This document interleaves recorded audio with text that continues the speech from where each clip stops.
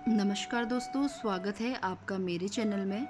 आज मैं आपको एक सुंदर सी कहानी सुनाने जा रही हूँ जो कि राजस्थान की है। राजस्थान के एक छोटे से गांव की है।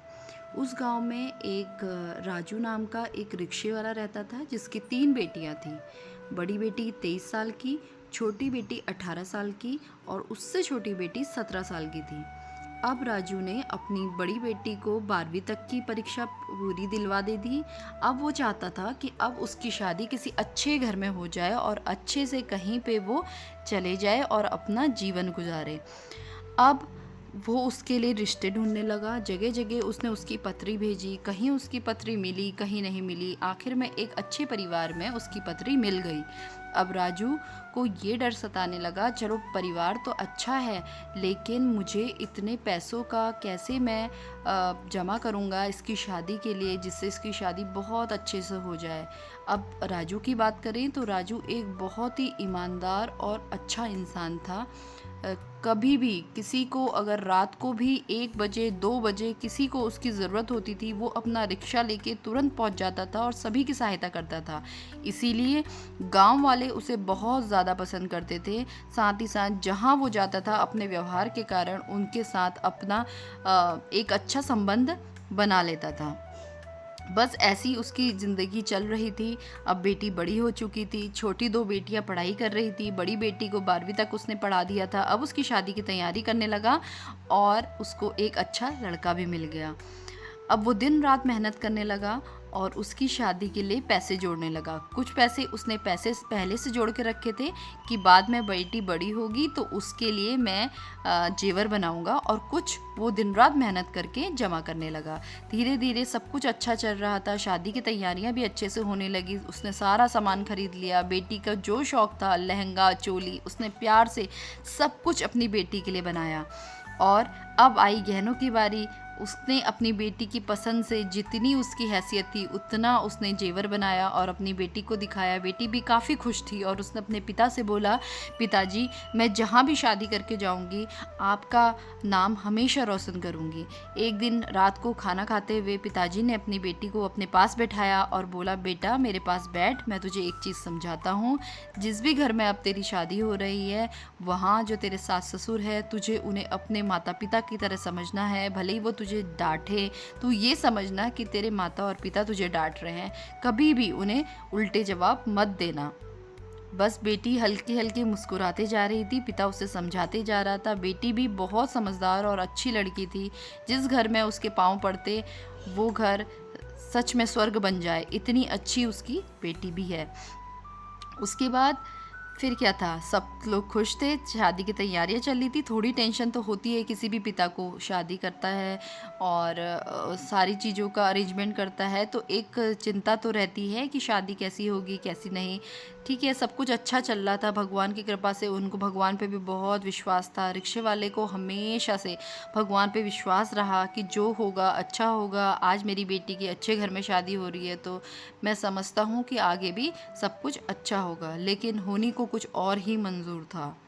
सब कुछ अच्छे से चल रहा था। उस रात अब शादी के 4 दिन बचे हुए थे। सब लोग थकान के कारण रात को आराम से सो गए और एक ही नींद में सब के सब सो गए। किसी की रात को नींद तक नहीं खुली। अचानक से एक छोटी उसकी बेटी जो है वो उठी और किचन में पानी पीने गई। तो उसने देखा कि किचन की खिड़की से जहाँ शादी का सामान रखा हुआ था वहाँ आग की लपटें हैं, पूरा धुआं धुआं है। वो भागी और बोली, पापा सामने वाले कमरे में आग लग गई है। और बेचारा रिक्शे वाला उठा और उसने देखा कि चारों तरफ आग है। एक एक सामान जल के खाक हो गया। अब वो आग की लपटें जहाँ वो सो रहे थे उस कमरे में भी आने लगी। जैसे तैसे वो बच के उस कमरे से बाहर निकले। सब ने गांव वालों ने आके उन्हें एक एक करके बाहर निकाला। भगवान की कृपा से वो तो बच गए, लेकिन उनका शादी का सारा सामान खाक बन गया। एक एक लहंगा चोली जितना भी सामान था सब खाक में मिल गया। बस एक ही बात कह रहे थे, जितने भी लोग आ रहे थे, इसने कभी किसी के साथ बुरा नहीं किया, इस बेचारे के साथ ऐसा क्यों हुआ। शादी के बस 2 दिन बचे हुए हैं, हल्दी भी हो गई है। अब ये बेचारा क्या करेगा, बारात दरवाजे पे होगी, ये उन्हें क्या देगा। बस वो ये सोच के पूरे गांव परेशान था, हर कोई परेशान था। वो और उसकी बीवी अब रोने लगे।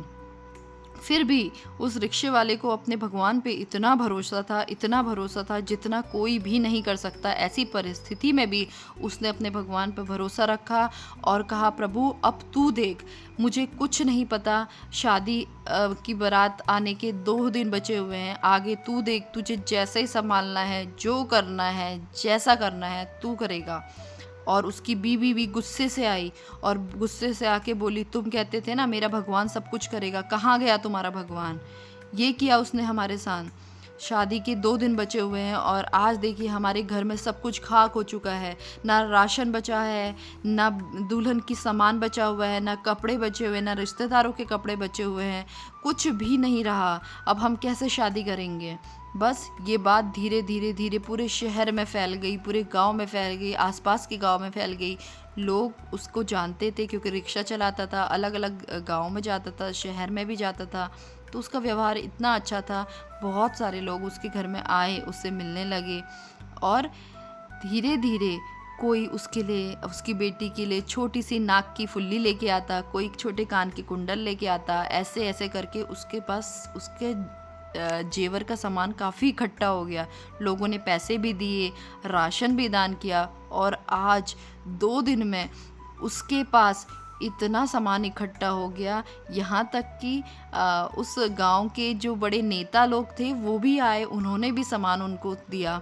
और वो सामान इतना ज़्यादा इकट्ठा हो गया कि वो उस सामान से 3 बेटियों की शादी एक साथ कर सकता था। और देखिए उसने अपनी पत्नी से कहा, तो कह रही थी ना कि भगवान नहीं होता तो ये कौन है? ये भगवान ही है जिसने सारे रास्ते बंद करने के बाद भी मेरा हाथ थामा और मुझे वहाँ से बाहर निकाला। और आज देख, मैं इतना मेरे पास सामान है, वो किसने दिया? वो उस परम पिता परमात्मा ने दिया है। वो एक जरिया बन के आया, इन लोगों के द्वारा एक जरिया बन के मेरे घर पे आया, मेरे घर पे एक एक सामान पहुंचाया। आज मैं अपनी बेटी को उतना दे सकता हूँ जितना मैंने खुद भी नहीं किया था। बस उसकी बीवी ने उनसे माफ़ी मांगी, बोला मुझे माफ़ कर दीजिए, मैंने आपके विश्वास पे विश्वास नहीं रखा। अब मुझे पूरा विश्वास हो चुका है कि आपके साथ परमपिता परमात्मा है और वो मुझे अवश्य क्षमा करेंगे। बस अब उसने अपनी बेटी की बहुत धूमधाम से मंदिर में शादी करवाई। जो दूल्हा था वो भी काफ़ी खुश था, दुल्हन भी खुश थी। उसने अपने पापा के पैर छुए और विदाई ली और बोला, पापा आज के बाद आप एक बात हमेशा ध्यान रखना कि आपको कभी चिंता करने की ज़रूरत नहीं है। आपने मुझे शादी से पहले जो जो समझाया है, मैं एक एक चीज़ अपने ससुराल में वो ही करूँगी और वो ही अपने जीवन में उतारूँगी, क्योंकि मुझे पता है जिसके पास आपका जैसा पिता हो और उस पिता के पर भगवान का हाथ हो, उसके दिए हुए संस्कारों को मैं कभी कभी भी नीचे नहीं डुबा सकती। बस खुशी खुशी उसने अपनी बेटी की शादी की। अब अपनी दोनों बेटियों को वो आगे की पढ़ाई करवाने लगा, मेहनत करने लगा।